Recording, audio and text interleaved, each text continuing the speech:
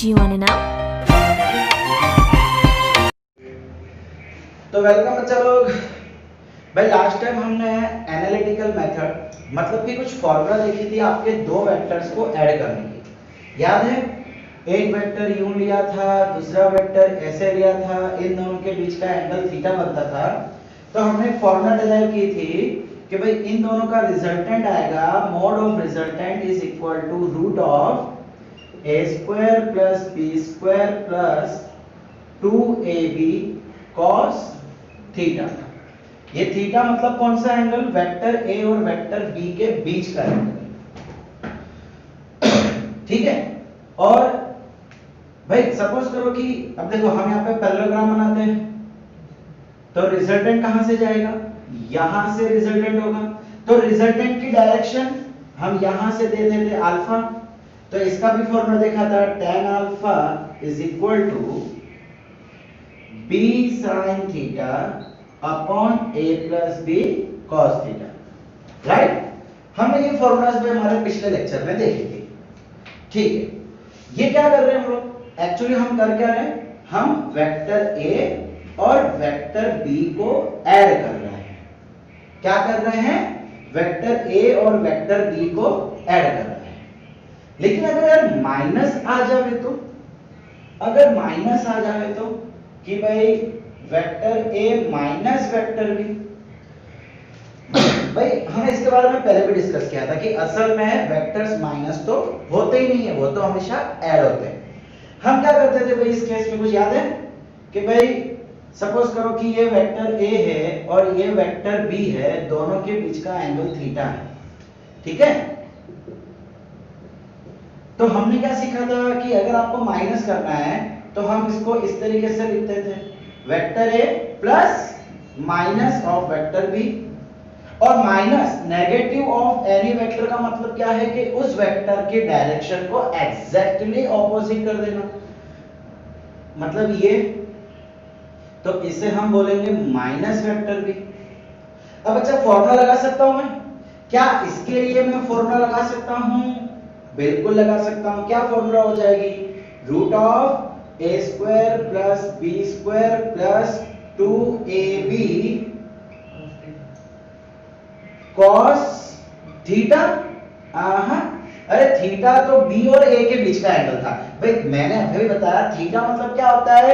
जिन दो वेक्टर को आप प्लस कर रहे हो उन दोनों के बीच का एंगल। आप किसको प्लस कर रहे हो भाई? आप तो a और माइनस b को प्लस कर रहे हो।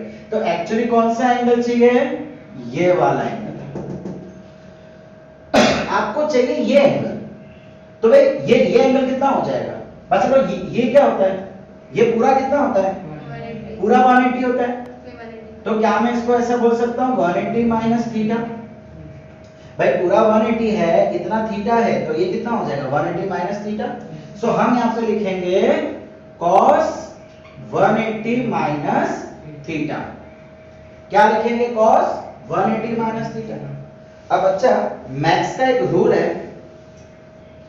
कि भाई अगर cos 180 माइनस थीटा है तो उसको हम माइनस cos थीटा लेते हैं, और अगर sin 180 माइनस थीटा है तो उसको हम प्लस sin थीटा लेते हैं।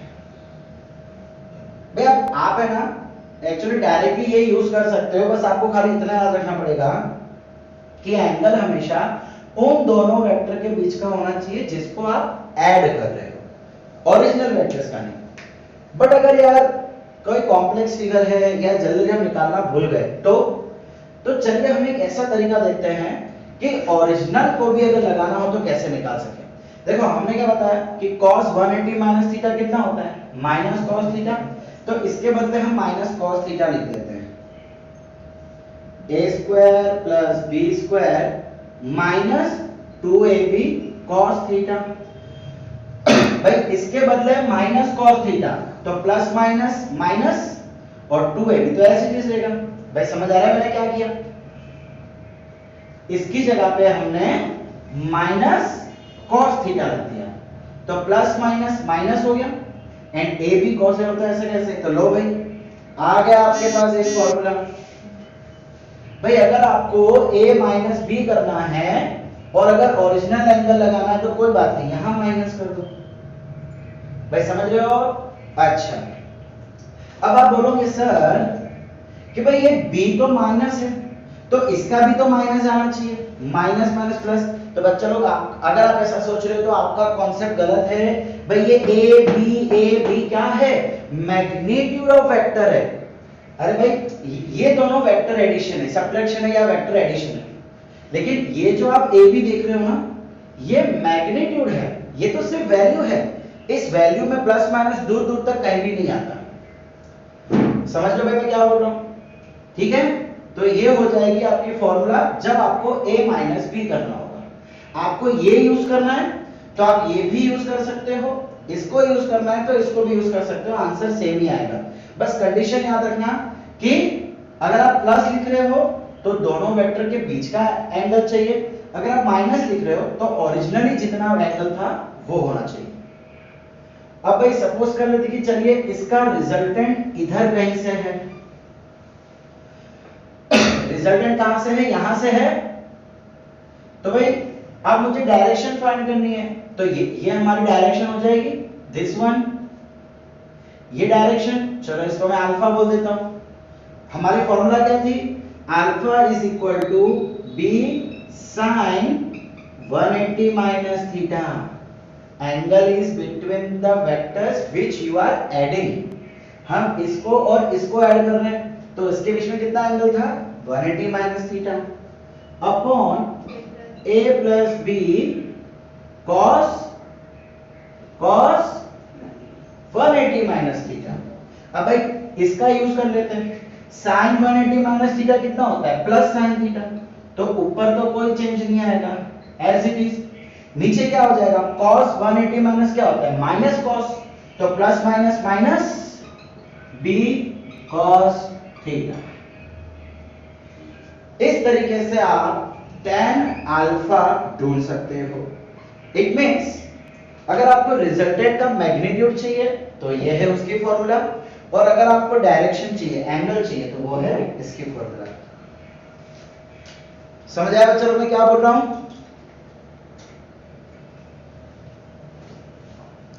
बेटा क्वेश्चन है, two vectors a and b are such that, दो वेक्टर्स है a और b, कुछ कंडीशन उसके लिए दी है कि magnitude of vector a minus vector b is equal to magnitude of vector a plus vector b। ये हमको दे रखा है, गिवन।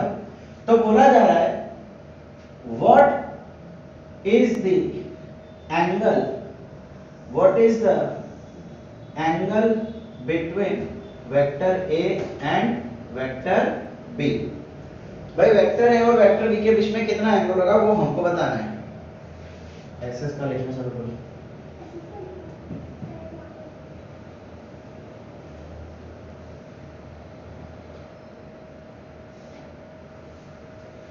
तो भाई देखो बच्चा लोग, a प्लस बी और a माइनस बी का मैग्नीट्यूड सेम है। ऐसा बेटा एक ही केस में हो सकता है जब दोनों के बीच में 90 डिग्री हो। चलो इसे निकालते हैं। भाई बहुत ही स्पेशल केस है कि जब दो वेक्टर का, देखो इसका मतलब क्या हो गया, ऐसा कब होता है? ऐसा कब होता है कि जब आपका a और b एक दूसरे से 90 डिग्री बना रहा हो। चलो हम देख लेते हैं, कोई बात नहीं। हमारे पास फॉर्मूला है ना, मैग्नीट्यूड। भाई ये क्या हो गया? ये अल्टीमेटली क्या हो गया? रिजल्टेंट ही तो हो गया, इसी को तो हम रिजल्टेंट कहते हैं। सो यहाँ पे माइनस वाला फॉर्मूला, यहाँ पे प्लस वाला formula, a square plus b square minus 2ab cos theta is equal to root of a square plus b square plus 2ab cos theta. ठीक है, माइनस के लिए माइनस की फॉर्मूला, प्लस के लिए प्लस की फॉर्मूला। अब भाई दोनों तरफ स्क्वायरिंग कर दे, squaring on both the sides, तो क्या होगा? यहां का रूट और यहां का रूट निकल जाएगा। a square plus b square minus 2ab cos theta is equal to a square plus b square plus 2ab cos theta. भाई a स्क्वायर b स्क्वायर मर गया, क्या बचा? 2ab cos थीटा, इसको वहां ले जाऊंगा तो ऐड हो जाएगा, 2 + 2 4 AB cos theta is equal to 0। भाई हम इसको उठा के यहां पे लेके आ गए तो इधर 0 हो गया और उधर 2 + 2 4 हो गया। अब भाई इसका मतलब क्या हुआ, आंसर 0 है, A B और cos थीटा मल्टीप्लिकेशन में है, तो क्या ऐसा बोल सकता हूं कि या तो A 0 होगा या तो B 0 होगा या तो cos थीटा 0 होगा। भाई इन तीन में से कोई एक 0 होगा तभी तो इसका आंसर 0 आएगा ना, वरना मल्टीप्लिकेशन का आंसर कभी 0 आ सकता है नहीं। अब एक और प्रॉब्लम है क्या कि भाई अगर वेक्टर A और वेक्टर B 0 लूंगा तो वो तो बचेंगे ही नहीं। भाई आज आपको क्या बोला हुआ है कि वेक्टर A है, वेक्टर B है और उसका माइनस B है, तो ही तो उसका मैग्नीट्यूड इक्वल है। अगर मैं इन दोनों में से किसी को 0 ले लूंगा तो वेक्टर बचेगा ही नहीं, वो तो 0 वेक्टर हो जाएगा। इसका मतलब ये कंडीशन पॉसिबल नहीं है। तो हुआ क्या, cos theta is equal to 0। तो cos थीटा 0 कब होता है, जब एंगल 90 डिग्री होता है। भाई cos 90 0 होता है, हमने पढ़ा हुआ है, ठीक है। तो देखो मैंने कहा था ना स्टार्टिंग में, आपको यही पूछा है what will be the angle, so angle will be 90 degree. Finish. A particle is moving with a velocity 5 metre towards east. भाई आपको कहा जा रहा है कि एक पार्टिकल है जो कि ईस्ट की तरफ चल रहा है, उसकी वेलोसिटी कितनी है 5 metre per second towards east, and then its velocity changes to 5 metre per second to north. भाई पहले वो ईस्ट में जा रहा था और अब उसकी वेलोसिटी हो गई नॉर्थ में, तो भाई उस और वेलोसिटी वही दी है, वैल्यू वही दी है 5 मीटर पर सेकंड। तो भाई मैं इसको v1 बोल देता हूं और इसको v2 बोल देता हूं। पहले वेलोसिटी इधर थी, बाद में बदल के इधर हो गई। Find the acceleration. क्वेश्चन क्या है, फाइंड द एक्सेलरेशन। अरे भाई बहुत ही इजी क्वेश्चन है। इन 10 सेकंड्स, भाई आपको क्वेश्चन में कहा जा रहा है कि वेलोसिटी चेंजेस इन 10 सेकंड्स। तो भाई टाइम 10 सेकंड्स दिया है, बहुत आसान सा क्वेश्चन है यार, हलवा ये तो। वेलोसिटी की फॉर्मूला हमने पढ़ी है, change in velocity by time. पढ़ी थी ना 9th में formula, change in velocity by time. तो भाई चेंज इन वेलोसिटी कितनी है, v2 कितना है 5, v1 कितना है 5, 5 - 5 0, एक्सेलरेशन 0, आंसर रॉन्ग। अरे बच्चा वेक्टर क्वांटिटी है, वेलोसिटी एक वेक्टर क्वांटिटी है, डायरेक्शन चेंज हो रहा है, तो कैसे वो 0 आएगा, 0 पॉसिबल ही नहीं है। भाई अब आप चाहो तो यहाँ पे ट्रायंगुलर फॉर्म लगा लो, लेकिन हो क्या रहा है, माइनस हो रहा है, तो फिर से प्रॉब्लम। तो भाई कोई बात नहीं ना, हम इसको पैरेलल शिफ्ट कर देते हैं, पैरेलल शिफ्टिंग इज अलाउड। तो ये हो गया v1, ये हो गया v2।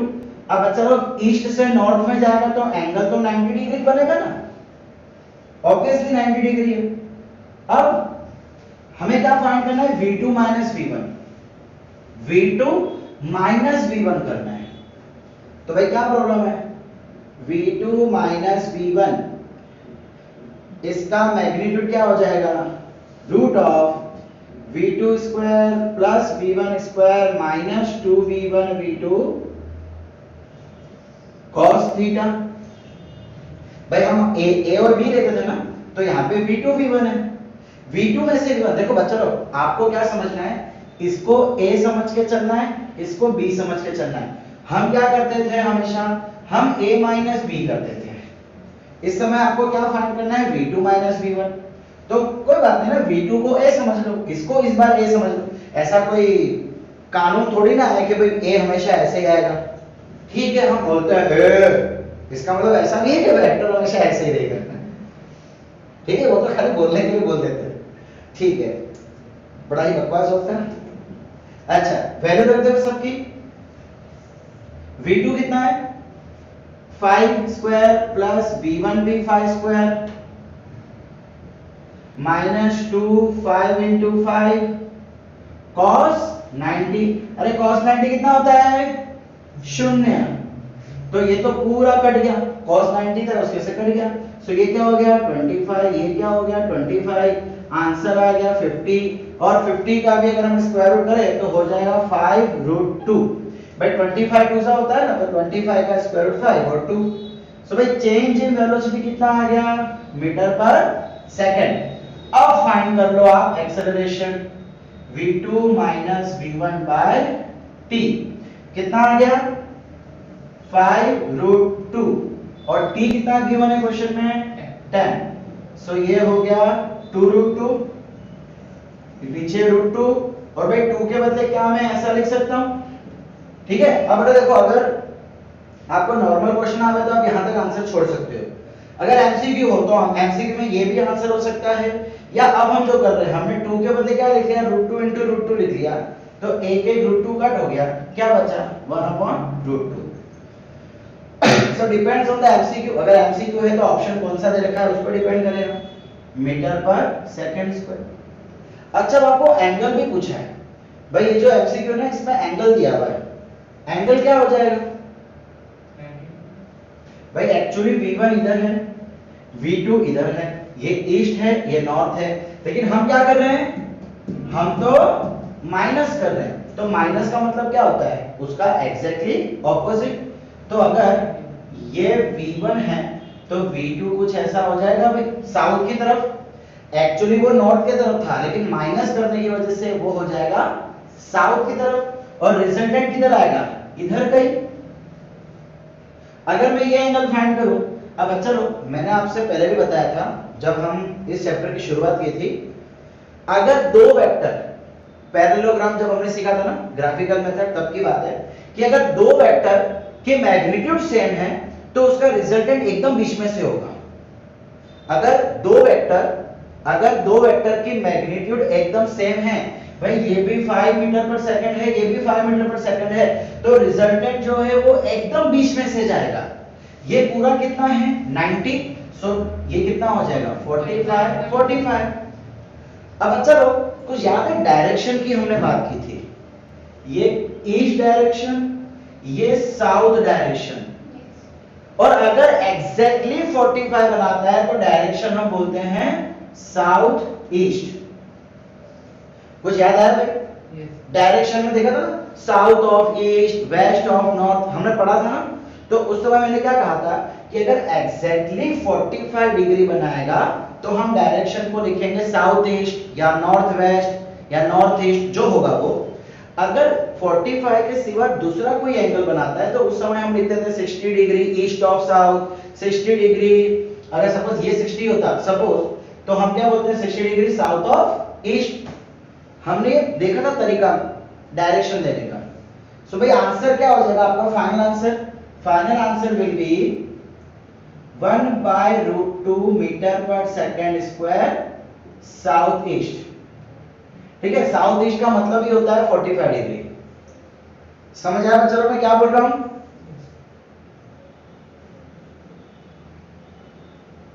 Yes sir. तब भी कंटिन्यू होते रहे बच्चा लोग। हम माइनस किसको कर रहे हैं v1 को। अरे तो भाई डायरेक्शन किसकी चेंज करनी पड़ेगी, ये हमारा ओरिजिनली v1 था ये हमारा v2 था। अरे हमने माइनस तो इसको किया है ना तो ये इधर की तरफ आ जाएगा। समझ रहे हो भाई, माइनस जिसको करोगे उसके डायरेक्शन ऑपोजिट करना है ना। आपने तो माइनस v1 को किया है तो v1 जो है वो ऑपोजिट हो जाएगा और अब रिजल्टेंट कुछ ऐसा आ जाएगा। हाँ बाकी सब चीजें सही है, बाकी सब हमारा कैलकुलेशन रॉन्ग नहीं है, कैलकुलेशन सही है, एंगल जो दिखा था 45 डिग्री वो भी सही है। बस अब होगा क्या डायरेक्शन चेंज होगी, डायरेक्शन अब क्या हो जाएगी, ये ईस्ट था तो ये क्या हो जाएगा वेस्ट। सो अब हमारा आंसर होगा 1/√2 मीटर पर सेकंड स्क्वायर। ये डायरेक्शन कौन सी हो जाएगी भाई, नाम दो डायरेक्शन का, ये नॉर्थ ये वेस्ट, भाई नॉर्थ वेस्ट। भाई 45 डिग्री पे है ना, कॉन्सेप्ट तो वही रहेगा ना, कॉन्सेप्ट थोड़ी ना चेंज होगा। हमने वही तो देखा था यार 45 डिग्री पे हो तो नाम हम देंगे नॉर्थ वेस्ट। नहीं समझ आया, चलो फिर से रिपीट करते हैं। इससे पहले हमने क्या किया था, गलत किया था, लेकिन क्या किया था कि भाई एक इधर लिया था एक इधर लिया था, ये ईस्ट था ये साउथ था और रिजल्टेंट जो है वो 45 डिग्री पे बन रहा था। तो हमने क्या देखा था कि अगर रिजल्टेंट 45 डिग्री पे होगा तो नेम कैसे देते हैं, south east south west, north east north west. भूल गए सब कुछ, याद नहीं अब कुछ। सर इधर वेस्ट वेस्ट को ईस्ट का भाई देखिए, हमने क्या सीखा था? ये ईस्ट, ये वेस्ट, ये नॉर्थ, ये साउथ। भाई अगर वेक्टर इधर है, अगर रिजल्टेंट वेक्टर इधर है और 45 डिग्री बना रहा है, कंपलसरी 45 बना रहा है, तो ही हम क्या लिखते थे? North east. यहां पे 45 बनाएगा सो नॉर्थ वेस्ट, यहां पे 45 बनाएगा सो साउथ ईस्ट, यहां पे 45 बनाएगा तो साउथ वेस्ट। ये सीखा था ना हमने। सो भाई ये 45 डिग्री इधर बना रहा है, ये नॉर्थ है, नेगेटिव की वजह से ईस्ट वेस्ट में बदल गया, सो क्या आ जाएगा? नॉर्थ वेस्ट, ये वाला नॉर्थ वेस्ट। इसीलिए हमारा आंसर क्या आ जाएगा? 1/√2 metre per second square north west. समझ आया? चलो